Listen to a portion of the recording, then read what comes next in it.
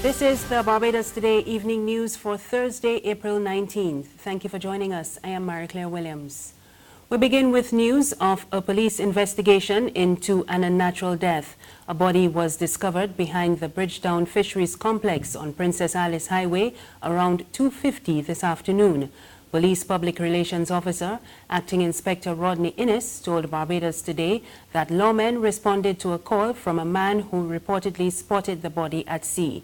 Police are yet to identify the body. It is said to be stuck in the breakwater rocks behind the complex, adjacent to the old helipad car park. We will have more details as they become available. Health officials and stakeholders in the pharmaceutical business have reached an agreement on the implementation of the new drug formulary.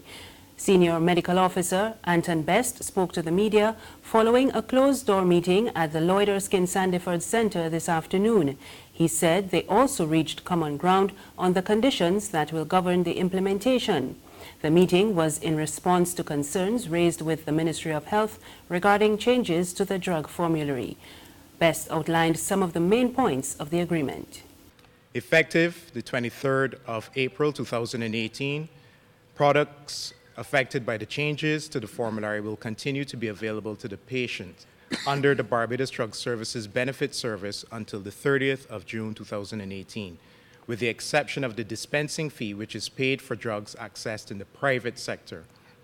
The Barbados Drug Service will reimburse the cost of these items to the private pharmacies. Both new prescriptions and valid refills will be honored during this period. Patients are advised that they will not receive these items under the Barbados Drug Services Benefit Service after the 30th of June 2018. This period provides an opportunity for doctors to transition patients to new drugs. Patients are advised that they may also consult with their pharmacist or contact the Barbados Drug Service at 535-4300. The Barbados Family Planning Association has suffered a major setback in the provision of critical healthcare services following last weekend's fire on Bay Street. BFPA's Executive Director Anderson Langdon told reporters this morning that the association provides over 76,000 services to individuals in need, and its ability to continue doing so has been severely impacted. He describes the loss as a national emergency. Some of those services are breast lump removals, prostate and cervical cancer screenings, our supports to schools in our school-based program, our screening for gender-based violence, and our adolescent young mothers program, which over 30 young persons we support. We also support other non-governmental organizations such as the Barbados National Organization of Disabilities, Equals, and SEED, as well as the Barbados Association of Endometriosis and PCOS.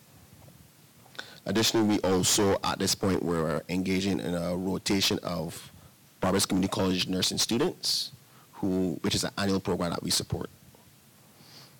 All these services are priced to be especially affordable to those groups that are in the most need. And as we mentioned earlier, gender-based violence screening is one of the services provided by the BFPA.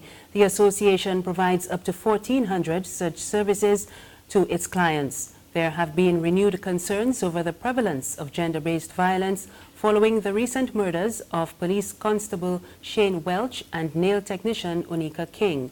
The BFPA's clinical director, Dr. Shanae Gill, says victims come from several vulnerable groups, including non-national women. I think that non-national may come into the realm of vulnerable groups, but we also have a lot of vulnerable groups as well. So that will be very young women, persons who are in social economic need as well. But again, this can affect any person from any realm of life. So I want to also make that very clear, as well. But definitely when we talk about non-nationals, that may also more come under the sphere of socio-economic need and financial insecurity as well, but definitely any person can be affected by gender-based violence. Earlier this week, the National Organization of Women said men were preying on non-national women. There's regional and international news after this short break.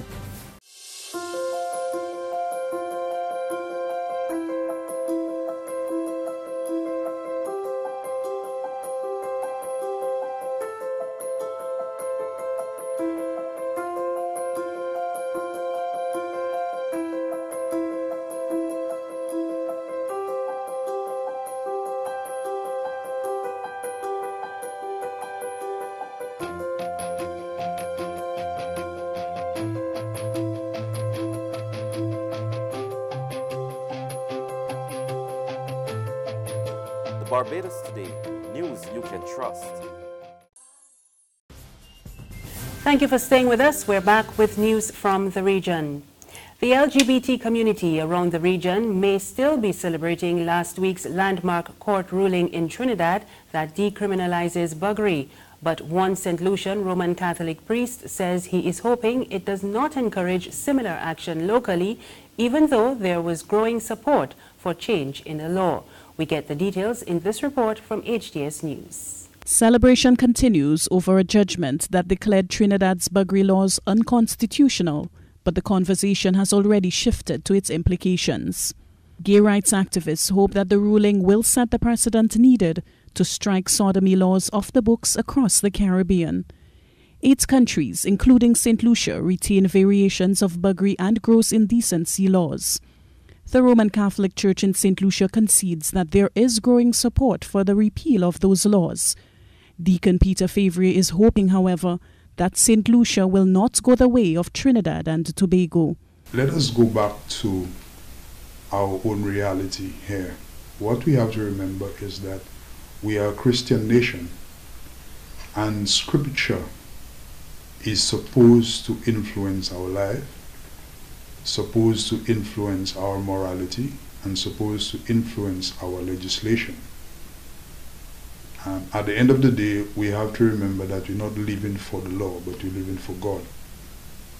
The mission of the Christian and all children of God is to know God, to love Him, and to serve Him in this life, so we could be happy with Him in the life after.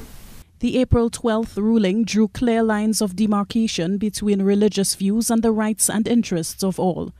The ruling stated that the belief of some is not the belief of all, and in the Republic of Trinidad and Tobago, all are protected. Deacon Favre is hoping that Christian values will prevail in this debate. He says, furthermore, the Church offers hope for anyone who is experiencing confusion with gender or sexuality. On the international scene, England could soon ban plastic straws as part of the government's bid to cut plastic waste.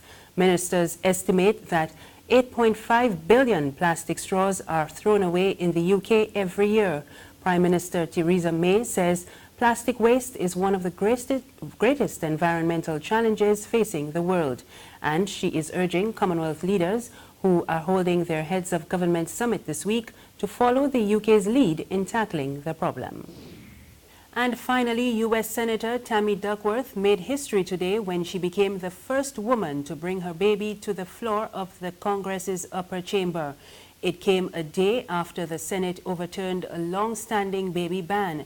Duckworth arrived with her newborn daughter, Miley, in her arms and cast a vote on the NASA administrator's nomination. How did she hold up? She slept through the whole thing. She's like, it's a non-event. She slept through it? She slept through it. Well, I made sure to give her a little milk before we got here, so she's in her little milk sleep time now. What did Hallie say to her? It meant so much to be able to cast the vote as a new mom and be able to do my job and take care of my baby at the same time.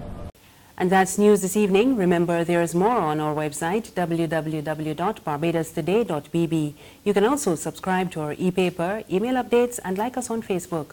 We're on Izumi Media in bus terminals and Screenplay at supermarkets and gas stations near you. You can also find us on Mix 96.9 FM. I am Marie Claire Williams. Good evening.